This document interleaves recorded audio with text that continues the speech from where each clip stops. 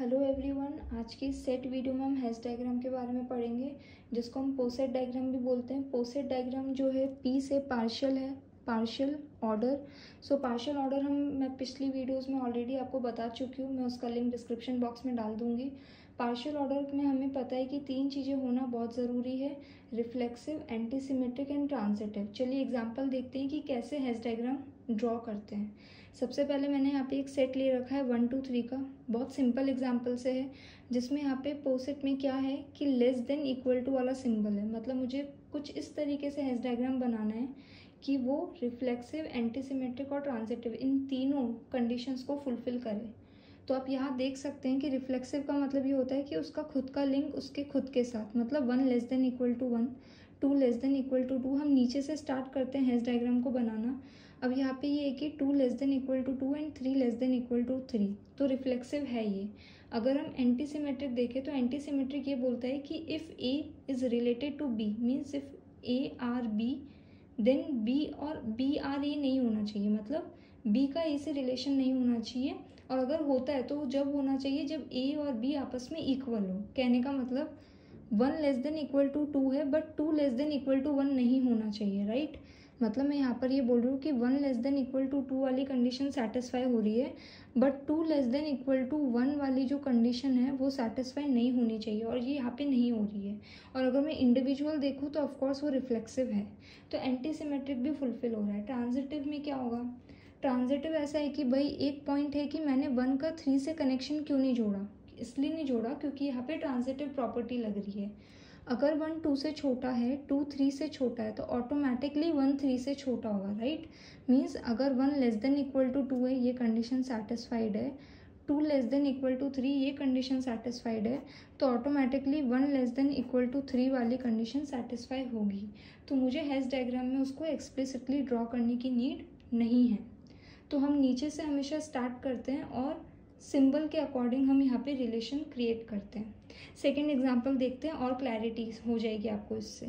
यहाँ पर एक सेट आपको गिवन है, उस सेट में आपको phi, set A, set B और set A comma B given है। आपको सिंबल दे रखा है सबसेट का। अब जो सबसेट सिंबल है, सबसेट की क्या प्रॉपर्टी होती है, सबसेट कब हम यूज़ करते हैं? अगर मैं बोलती हूँ आपको simple like suppose if A is a subset of B, what does that mean? अगर ए बी का सबसेट है, इसका मतलब लेट सपोज ये ए कोई सेट है और ये बी कोई सेट है। So if A is a subset of B, इसका मतलब ए के सारे एलिमेंट्स जो है वो बी में प्रेजेंट होंगे, right. This is called subset. तो यहाँ पर हम क्या देख सकते हैं कि फाई एक ऐसा सबसेट है, मतलब फाई जो है वो सभी का सबसेट है, वो इस सेट का भी सबसेट है, इसका भी है, इसका भी है। तो मैंने उसको सबसे लास्ट में मेंशन किया है। उसके बाद मैंने देखा सेट ए और सेट बी में कोई भी रिलेशन नहीं है, तो कुछ भी हो जाए मुझे इनको अलग अलग ही लिंक करना पड़ेगा। तो मैंने बोला फाई सेट ए का सबसेट है, फाई सेट बी का सबसेट है, एज वेल एज फाई ए कॉमा बी सेट का भी सबसेट है, बट मुझे इसको एक्सप्लिसिटली मेंशन करने की ज़रूरत नहीं है, क्योंकि यहाँ पे ट्रांजिटिव प्रॉपर्टी होल्ड करेगी। कैसे करेगी चलिए देखते हैं। ए जो है वो इस सेट का सबसेट होगा, बिकॉज इसमें जो एलिमेंट है वो सब इसमें प्रेजेंट है। ये वाला सेट भी इस सेट का सबसेट होगा, क्योंकि ये एलिमेंट यहाँ पे प्रेजेंट है। अब अगर मैं बोलूँ फाई जो है वो सबसेट है इसका, और अगर ए वाला सेट जो है वो सबसेट है ए कॉमा बी का, तो यहाँ से मैं ट्रांजिटिव प्रॉपर्टी यूज़ करके क्या बोल सकती हूँ कि जो फाई है वो सबसेट होगा ए कॉमा बी का। तो ऑटोमेटिकली फाई जो है वो ए कॉमा बी का सबसेट है, मुझे उसको एक्सप्लिसिटली मेंशन करने की ज़रूरत नहीं है। होप आपको समझ में आएगा किस तरीके से हैश डायग्राम हम ड्रॉ करते हैं। तो अगर आपको तीनों प्रॉपर्टीज़ क्लियर है कि रिफ्लेक्सिव क्या होता है, एंटी सिमेट्रिक क्या होता है और ट्रांजिटिव क्या होता है, तो आप हैश डायग्राम इजीली बना सकते हैं। इसी तरीके से एक और एग्जांपल देखते हैं, डिवाइड का है।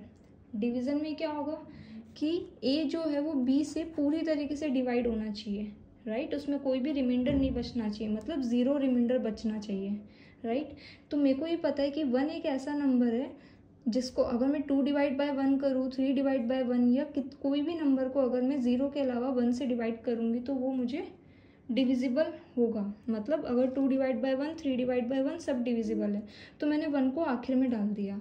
अब आप देखो 2 और 3 एक ऐसे दो प्राइम नंबर्स है जिनका आपस में भी कोई रिलेशन नहीं है, और 1 के अलावा ये किसी से भी डिवाइड नहीं होंगे, राइट। मतलब इनको अगर मैं किसी से डिवाइड करूँ लाइक a/2 या a/3, तो ये पॉसिबल है आगे वाले नंबर्स के लिए, बट 1 के अलावा ये किसी से भी डिविजिबल नहीं है। 2 और 3 दोनों प्राइम नंबर्स हैं, तो हमने क्या किया, इनको सेपरेटली 2 और 3 को यहाँ लिख दिया।